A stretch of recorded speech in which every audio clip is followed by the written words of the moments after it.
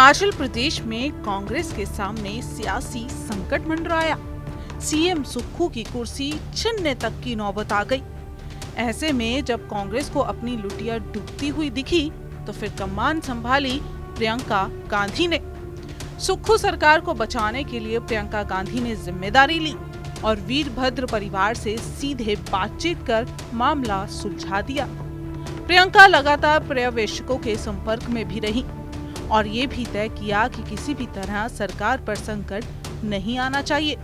और इस तरह हिमाचल में पार्टी पर जो संकट के काले घने बादल छाए, अब वो प्रियंका की बदौलत छटते दिखाई दे रहे हैं।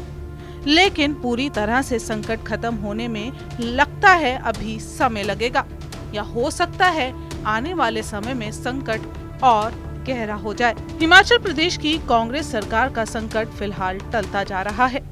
राज्यसभा चुनाव में 6 विधायकों की क्रॉस वोटिंग के बाद सरकार और संगठन के बीच अंतर्कलह सामने आई थी।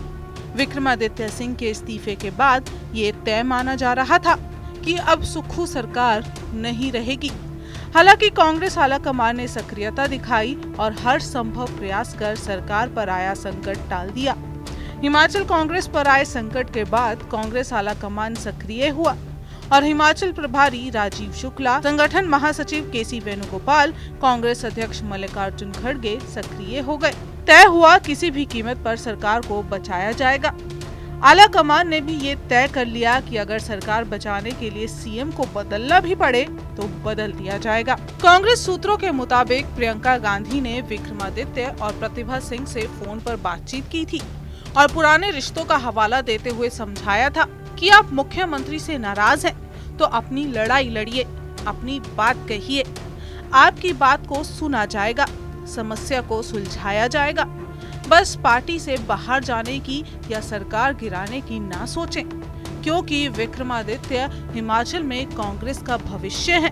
प्रियंका ने संतुष्ट होने के बाद खड़गे को ब्रीफ किया और खड़गे ने डीके शिवकुमार समेत पर्यवेक्षकों को निर्देश दिए। इस बीच प्रियंका लगातार प्रभारी राजीव शुक्ला से संपर्क में रहकर हालात की जानकारी लेती रही। लेकिन इन 6 विधायकों के बागी होने के बाद भी 6 विधायकों के बागी होने से तो जो संकट खड़ा हुआ था वो तो कम था, लेकिन वीरभद्र परिवार जब बगावत के सुर छेड़े तब संकट बढ़ गया। असल में वीरभद्र परिवार सुक्खू को सीएम पद से हटाना चाहता था और ऐसे में प्रियंका ने उनको समझाया कि फौरन सीएम बदलने से अच्छा संदेश नहीं जाएगा, कांग्रेस बैकफुट पर दिखेगी।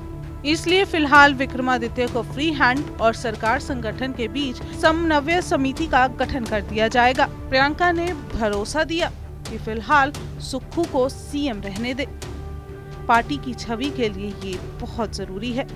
भरोसा ये भी दिलाया गया कि कुछ ही दिन में परिस्थितियों में बदलाव देखने को मिलेगा।